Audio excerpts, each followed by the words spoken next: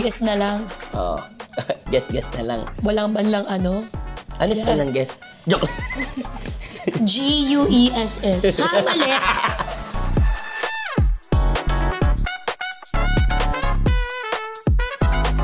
Okay, Ako po gusto ko makausap ang lola kong namayabang. Wag yun. Spirit of the gods.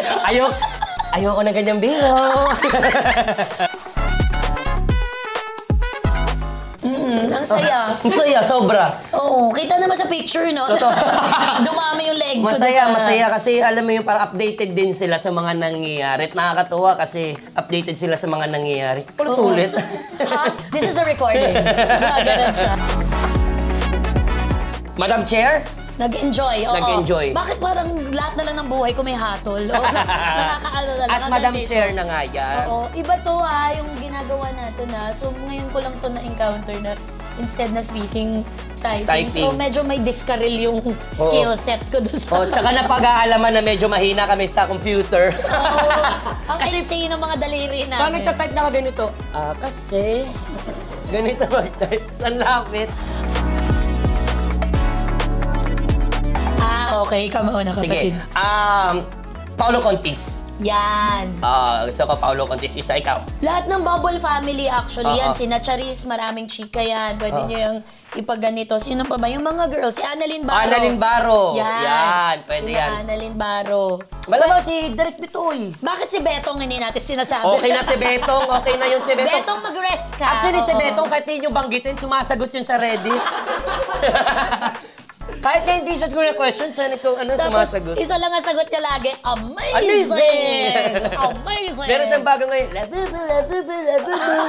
Para sa mga bata daw yun eh. Ayun. Okay. Ako man. Maraming salamat sa mga tumatangkilit, sumusuporta sa Your Honor. At sobrang na-appreciate po namin ang inyong mga mensahe at mga... Tama na nga, Direk. Ate. Protecting. Thank you. We love you po. At mas pag-uusahin pa po namin. Yes. Sinagot ko nga highlight of my career to kasi alam nyo ba, matagal na kaming nag-aantay ni Buboy ng tamang pagkakataon. Actually, hindi to lagi nasasabi ng mga artista. Meron talagang fear pagdating sa career kung saan ba to papunta, ano bang gusto nyo sa akin. Ang dami naming alam gawin Ang dami namin gustong sabihin. So, finally, we have a show that we can do all of that. And people are parang responding to it positively, tapos engage sila, masaya sila, nagko-comment sila. So, alam niyo po na fulfill namin yung life's purpose namin as entertainers, as performers.